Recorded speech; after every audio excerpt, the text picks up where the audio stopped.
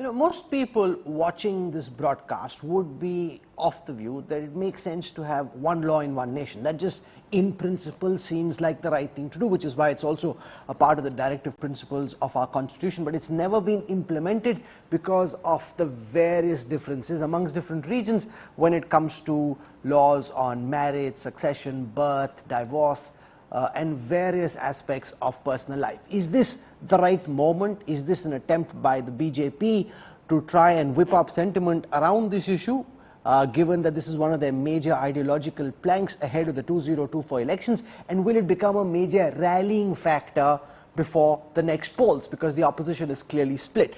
I want to go across to GVL Narasimha Rao, spokesperson of the BJP. He's with us on this broadcast.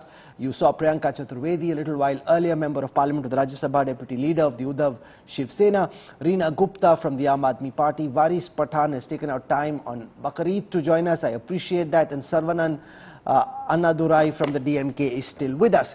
So I want to go across to GVL Narasimha Rao first. I have here the 21st Law Commission report. Came out in 2018 on the 31st of August, which says a uniform civil code is neither necessary nor desirable at this stage. It's a 185-page consultation paper which makes the point that a unified nation did not necessarily need to have uniformity of law. Given that this was the Law Commission's position under your government's watch in 2018, why then has this issue been brought up 1 year before the elections? Is this, now that the Ram temple has been built, Article 370 is gone, is this the third plank you will try and whip up as you seek a third term for Prime Minister Modi? GVL Narasimha Rao. Rahul, good evening to you, all the panelists and all the viewers. There is nothing hidden about this. This has been a part of our political agenda for gender justice ever since the BJP was formed. And even in 2019 manifesto, we have clearly and categorically stated that we will work towards bringing uniform civil code. This was a part of our manifesto in 2019. So what we are beginning to do, what we are setting out to do is exactly what we have spoken about all these years. There is nothing keeping in mind 2024. And why is it for certain communities, uniform civil code or common personal laws are okay when they live abroad? When you live in the US, I don't see Varis Pathan or Owaisi or any of their relatives talking about Sharia law. But when it comes to India, it becomes obligatory. And in the same logic, they were trying to force continuation of triple talaq when countries like even Egypt, Bangladesh, then Pakistan, many of them have banned it decades ago, but they wanted even to persist that that injustice to women, Muslim women in India in the name of a vote bank. So okay, let me get a word in from Varis Pathan, because in Bangladesh, in Pakistan, Malaysia, Turkey, these are Islamic countries, Indonesia, Sudan, Egypt, and in countries like America and in Ireland, the Uniform Civil Code is implemented and all citizens of those countries, including Muslims, follow the same law. So if Turkey, Bangladesh, Malaysia, Pakistan, Egypt, Indonesia and Sudan don't have a problem, why should Varis Pathan have a problem? Well, Rahul, first and foremost, Eid Mubarak and Happy Ekadashi to you, my co-panelists, your viewers and everybody. Now, coming back to the topic on the UCC, there is no need for the UCC as said by the Law Commission in 2018 itself. See, we have got independence in 1947. Since 70 years, we have been following the constitution given to us by Dr. Babasaheb Ambedkar. Constitution, there is an unfettered fundamental right enshrined under Article 29, 14, 25, 26. What will they do? Article 29 of the Constitution speaks about plurality and diversity, which are the basic structures of our Constitution. Will they remove that? In Nagaland, special status is given to the people there. BJP is sharing in alliance since last 2003 in Nagaland with the NPF. No, but let me ask you a very simple question, which is one of the key factors in the demand for UCC. Take polygamy. Why should men from a certain community be allowed to marry multiple times? Surely you don't think that that is acceptable. Why shouldn't there be gender justice? Multiple wives? Why should anyone be allowed to marry 1, 2, 3, 4, more than one wife? Canards. Rahul, these are lies and canards spread by the BJP against the Muslim men. I challenge GVL.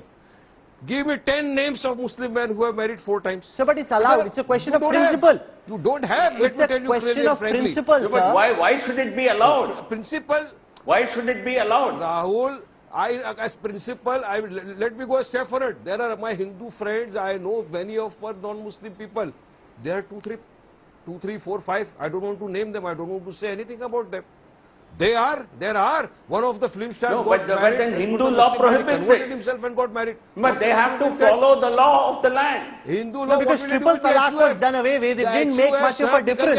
There were concerns that there'd be a backlash from society. Priyanka Chaturvedi, you're a woman yourself and a woman's right activist. Why should men from any community be allowed to marry multiple times? The Uddhav Balasaheb Thackeray Sena is in a particularly tricky spot, because if you were with the BJP at this time, you'd be applauding the Modi government's decision to push for the UCC. This is what you actually want. So, firstly, we are in no tricky situation, and Shiva Sena has never shied away from sharing its opinion, whether it goes along with the opposition, goes along with its alliance, or it goes against its alliance. We've always spoken our mind. And as far as in principle Uniform Civil Code is concerned, we are very clear. If it ensures equality and justice irrespective of gender or religion, then we are all for it. We are all for ensuring that every, streamlining of the laws as far as we are concerned. There are multiple laws that are being, misused, misinterpreted, and even the courts have a tough time in judging cases which come in the purview of personal law. So that is why it becomes important. Whenever you need to weed out I would say, laws which keep women away from, various other, their rights, then it is something that needs to be done. If it's not being done by the society itself, it has to be done by the government. However, our question is of the timing. Our question is of a draft which is still not out there in the public domain. Law Commission has just about opened a conversation on this and has asked for feedback. Yet we are seeing BJP using it in its political rallies. And I must say just one point to Mr. Rao's opening statement, which said it has been part of a political manifesto where we believe in gender justice. Do you know Bilkis Bano would be crying listening to this right now? After what you'll have done to her, after her having won the hard-fought victory, you'll have released those people who, were punished for the heinous act done on her. Even the women wrestlers would be laughing at you right now, that they are asking for justice and no justice has been done to them. So please keep quiet on that gender justice bill. You all have been at the forefront of ensuring that women are shown their place in the patriarchal society that we continue to live in. So this sudden love for women and gender equality, etc., doesn't suit the BJP. So the timing, the intention is for all to see. If this was part of your political manifesto, you should have created a conducive environment from the first day of Prime Minister taking chair in 2014.